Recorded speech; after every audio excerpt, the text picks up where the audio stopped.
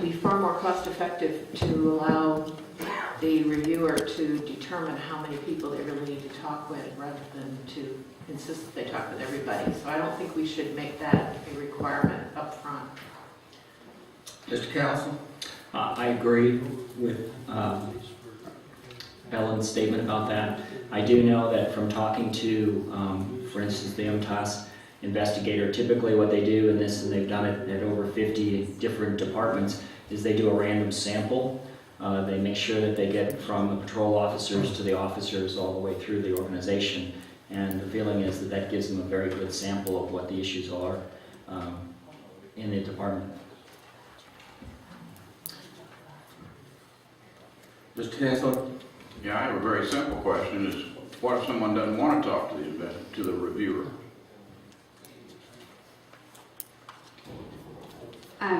It's not required that they speak at all, but if they spend at least 10 minutes with the reviewer, then if you have 100% participation, then no one can be singled out for retaliatory possibilities. The primary intent behind this requirement is to address one of the major issues that has surfaced out of all of this, and that is fear of retaliation.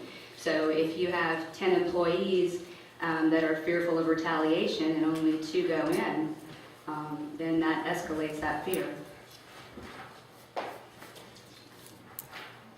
I believe the reason that they often do Mr.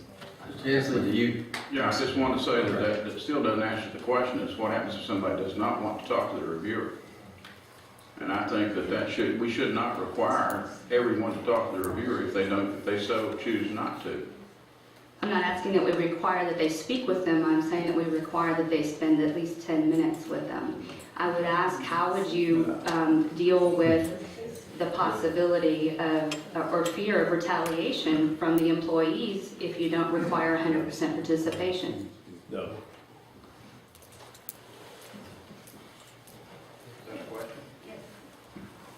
I think that if it's an unbiased review, which certainly it will be, the names are not going to be broadcast as to who talked to the reviewer. So in my opinion, it should be up to whoever has a problem. If they want to talk to the reviewer, they can.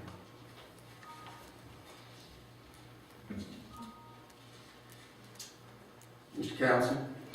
Well, again, what has been proposed that we received from MTAS is that, first of all, the interviews themselves would be done off-site so that it would not be obvious who was participating in the interviews. The second thing is that the report would be delivered with no attribution of who actually made the statements in the report that are taken in the report. So I think those are the things that they do typically to make sure that there isn't any blowback on any of the people who participated in the review. Mr. Whether we have 100% employee participation or a sample, I want to make sure that throughout the process that no employee through the police department is held, that all of them are held harmless through this process, to make sure that we have nobody that's, like you said, that we don't want anybody to be retaliated against. Ms. Bell? Point of order, Mr. Callison is bringing up an item that has not been voted on as far as the MTAS review, but that does bring to mind a question about how we're going about this. The document from Ms. Norris states that the City of Oak Ridge has requested a proposal for a limited review of the police department, and I inquired earlier via email of the city attorney, city manager, and city clerk. Mr. Hensley, just a second. All right, Ms. Bowman, we're on the first item related to parameters of the investigation. You brought up one item, and if there's further discussion on that item, fine. If not, if you've got a second parameter or matter related to inclusions in the review. I'm a little confused. Mr. Callison brought the subject of MTAS in and you didn't stop him from discussing it, and he was using that as justification for the issues we're trying to discuss. Well, we're moving forward, and you made one suggestion or one recommendation related to the participation of the officers with a 10-minute interview, and what I'm doing is giving you the opportunity, if there's not any further discussion with council members, to bring up your additional points. Well, I guess we need to go ahead and decide whether or not we're going to accept or decline that particular suggestion. So I'll make a motion that we require 100% of all ORPD employees spend a minimum of 10 minutes with the investigator. Ms. Vaughn has moved for what I would refer to as the 100% participation of the police, members of the police department. Is there a second? Second. All right, it's been moved and seconded. Well,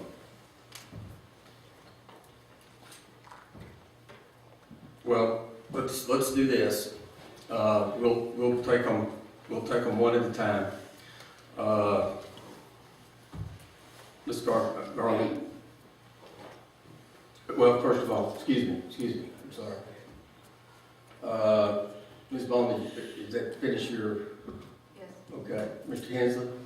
Yeah, as here again, I can't support this because you're forcing people to participate when they may not choose to participate. Right. Any further discussion by council members before we hear from Ms. Garland? Thank you, sir. Ann Garcia Garland, 120 Powder Drive. I think it is very clear that no one is being forced to participate. They are simply being required to show up. They don't have to talk. And I think it would be unfortunate if, when the process is done, it could be claimed that not everyone was heard. It could also be very unfortunate. It's kind of naive to think that people will not know who's gone to talk with the interviewer and who hasn't. There's no way to really protect these people if there is a situation of potential retaliation. What we need to do, whatever we can do to minimize that potential.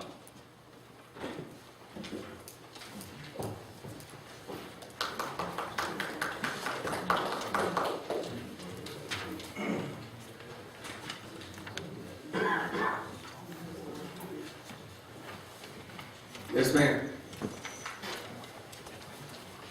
My name is Myra Mansfield, I live at 3 Hendricks Drive. The Constitution of the State of Tennessee expresses TCA 39-16-403, which prohibits public servants from official oppression and abuse of power. And I would like to ask you, which of the Oak Ridge Police Department staff and officers who are your voters are you going to exclude? Mr. Dr. Dr. Jim Horton, 106 Carson Lane. I didn't come here with any particular viewpoint. I'm listening, responding only to the comments. I think it's pretty silly to think that people won't, if you don't have some requirement. I've listened to the comments, and yeah, I'm not sure. I guess it may not be necessary to interview everybody to get the opinion, to come up with valid findings. I agree with that point. But as far as people not knowing, these are police officers. Everybody's going to know who talked. Everybody's going to know who went. It's completely silly to think that they won't, and that information won't be disseminated to supervisory personnel. If you ever have a disciplinary issue, whether there's bias or not, you may have an issue where the bias might be implied or suspected. So if you have this requirement where everybody has a chance to go in and they can sit down and say, I don't have any comment, at least everybody appears, and you totally eliminate that particular situation. Thank you.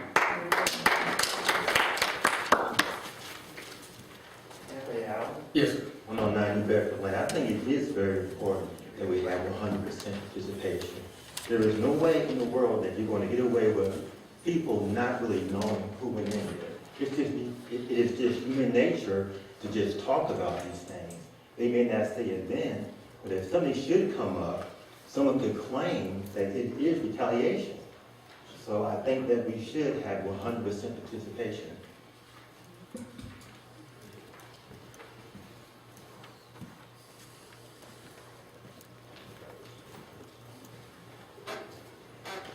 My name is Steve Buxton, 102 Valletta Lane. As a veteran of the Oak Ridge Police Department in the 1970s, a 5-year veteran, I'd like to remind this council how quickly the city forgets the slowdown that occurred with the fire department and the police department. It ended badly with the city, with an inept city manager, bad management at the police department. It caused great morale problems. They ended up firing us for 3 days, then took us back after the 3-day period, and the whole city was for us. I really want you to investigate this chief. From my viewpoint, he has disarmed his officers by taking the shotguns out of the police cars. He's buying new guns of a smaller caliber. Sir, you need to address the item that's on the floor right Okay, now. then I support 100% interviewing of all the officers, giving them complete freedom to talk to anybody that wants to. Thank you. Thank you. Can I make a comment? Mr. Burrington. Percy Brewington from the West End. If we're truly Mr. going to Burrington, you need hire... to, I'm sorry, sir, you need to give us your address, please. Oh, yes, 1074 West End Drive. Yes, okay. If we're going to hire an expert, and I think you've picked a group that has experts, we should follow the way they normally do business. Not tie their hands up, not tie their time up. Give everybody the opportunity to speak, but follow the lead of the guy that's going to do the interview. Thank you. Thank you. Yes, ma'am. Kristen Thomas, 182 Wade Lane.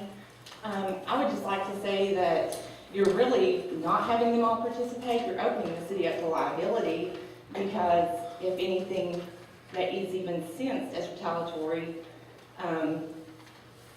happens, then you're looking at a situation where they could sue. That's what they have PBA for. And they very well will. I know my husband would. Thank you. All right, further discussion? Just I would say the reason that they, can I talk?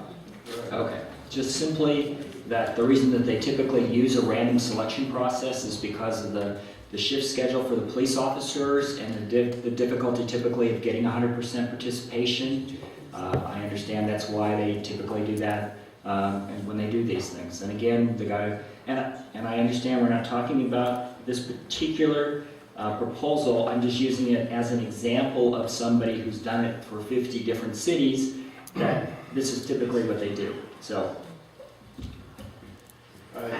I'd like to Ms. further, I'd like to further comment that if the participants are requested to participate by the investigator, having been randomly selected, the issue of who came and said something negative should not arise. If people were going voluntarily saying, I've got a bone to pick with this chief and I want to tell the investigator about it, then you could have a situation where it looks like everybody who talked to the police chief or talked to the reviewer had something that might have been negative to say. But if everyone who participates is selected by the investigator on a random basis, no one should know who was saying what.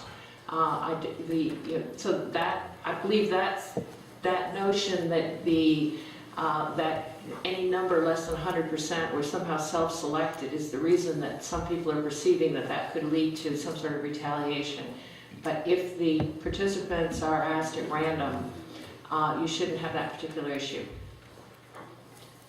Mr. Chin. Yeah, I kind of disagree with the fact that you're going to choose the participants at random, because I think that excludes people from potentially participating that may want to participate. I really think we need to make sure that everyone that wants to participate has that ability to come in and say their piece, positive, negative, whatever they want to say. I was a little confused on which way I thought I would vote on this particular issue, just heard it for the first time. But I think it's important to have 100% participation in this.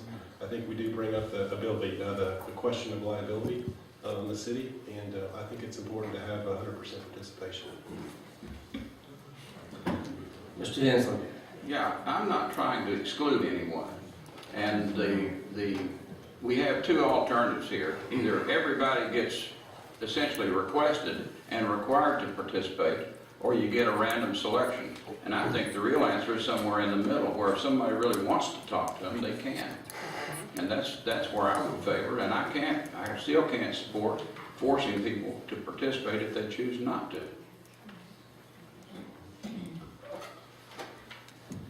Ms. Vaughn?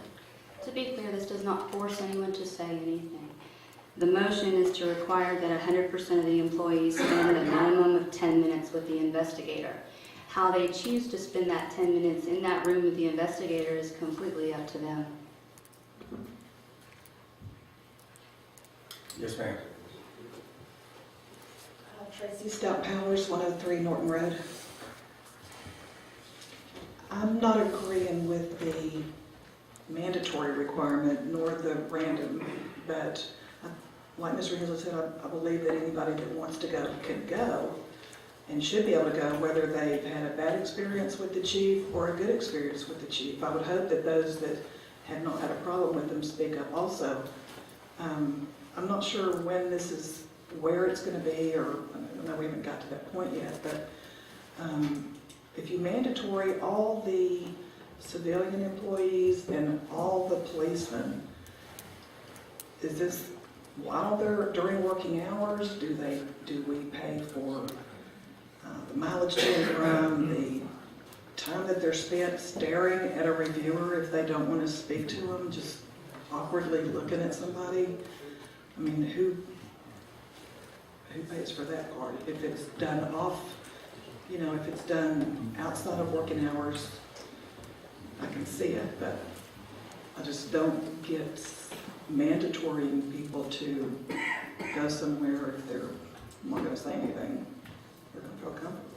And then, like she was saying, as far as fear of retaliation, if you go in and say what you're going to say and not go out and blab it all over to your fellow employees, then you don't have any fear of any retaliation, no matter what you say, or rewards if you go in and say something nice about it.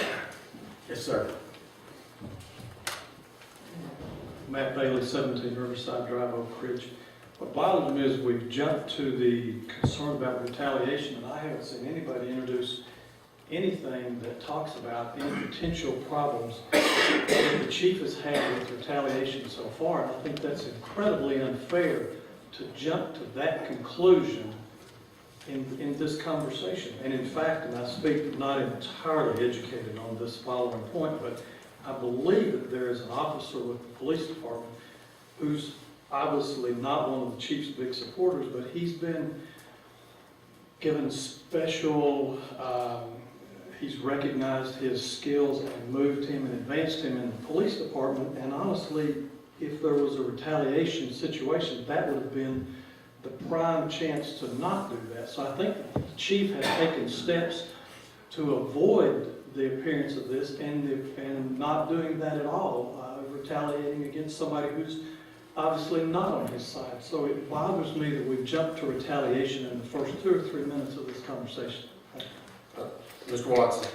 Just a clarification on the pay issue, that all police officers have to be paid in accordance with the Fair Labor Standards Act. They have certain protocols that pertain to public safety officers. Thank you. All right, further discussion? Ready for, I'm sorry, Ms. Thomas, you've already had your... I didn't use my 3 minutes. You did have your opportunity I'll to just speak. speak next time. Okay. Okay, thank you. Reverend Howard, I think the gentleman behind you. Gary Kaufman, 117 North Purdue Avenue. And I can't imagine any facility that doesn't have mandatory requirements for a meeting at one time or another. The only way to have 100% anonymity is to let them all go in a room. They don't have to say anything. And as far as retaliation, everybody knows that if something's done, you cannot say yes or no that it was retaliation or not retaliation. Again, 100% anonymity is the only way to do it.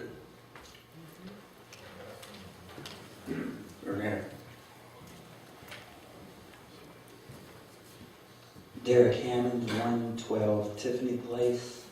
And I have a question. I recognize the two options that appear to be there is a sample or 100%. Based on the conversation thus far, I understand the value of each one. But my question is, has there been any consideration about the cost of one to the other? Is it a linear cost where if the sample is X, then to do 100%, the sample is Y, and then we, at least I'll have a sense of, does the additional cost justify the concerns? But it's hard for me to perceive going one way or the other without any discussion on what the cost is of one or the other. Has that been discussed at all? As far as I know, Reverend Hammond is not.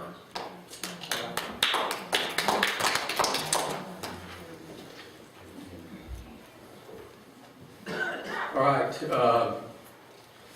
we have a motion in front of us to add a parameter of 100% participation by the members of the Oak Ridge Police Department. We will go to the board and vote.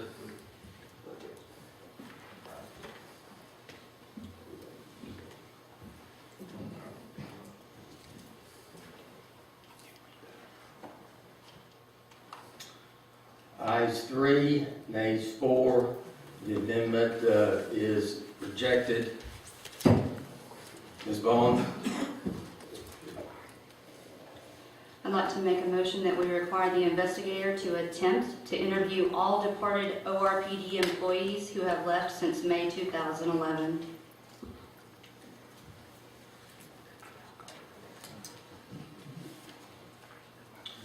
Ms. Bond's made a motion that the investigator attempt to interview, would you state that one more time, please? All departed ORPD employees who have left since May of 2011. Is there a second? Can I ask a question about the motion before, or does it have to be seconded? It has to be seconded. Okay. I'll second it. All right, so we move to second discussion. Is the reason for that is that that's when Chief Akagi was hired? Yes.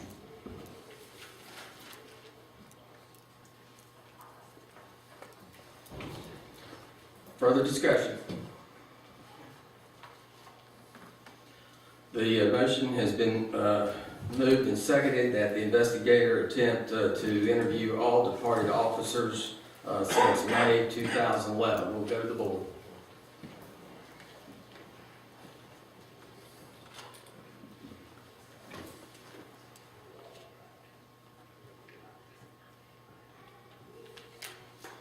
Ayes 2, nays 5, motion fails.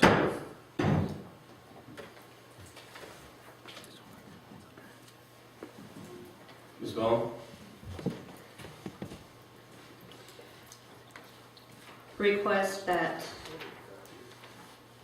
all interviewees be given the option to vote yes or no in terms of a vote of no confidence or confidence in the Chief of Police as well as all members of the administration underneath him. I believe that consists of 4 total supervisors.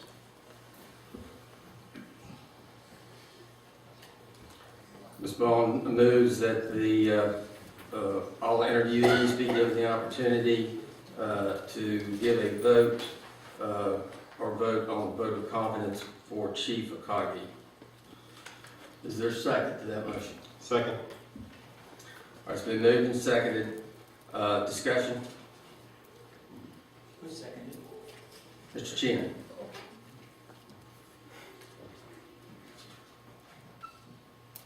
Further discussion? We'll go to the board.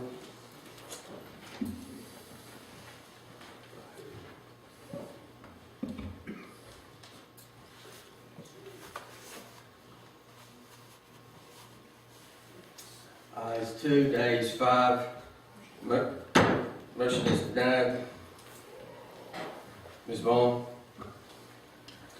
A motion to require that investigators look into the previous history of Chief Akagi to include any evidence of past behaviors that indicate vindictiveness, irrational behavior, or anger outbursts, to include time at his DEA employment, the order of protection issues, and anything else that would be relevant to establish a history of such behaviors.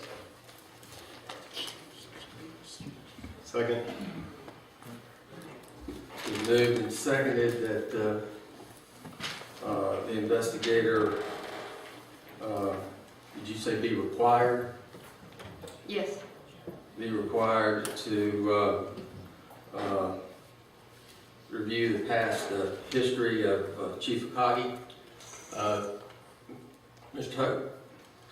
A couple, I guess a question to either to Ms. Bond or to council. We seem to be focused over the last couple motions on Chief Akagi, but our resolution that we have in front of us is with morale, turnover, and administrative policies. During that process, whatever investigating process that we go through, if those parameters become prevalent during that investigation or review, would that not be the investigating team's work to do versus us setting that and establishing that beforehand? Ms. Vaughn?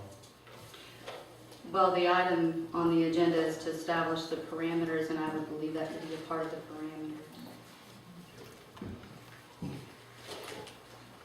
Mr. Hensley? Yeah, that's, to me, this is more of a character assassination and a witch hunt.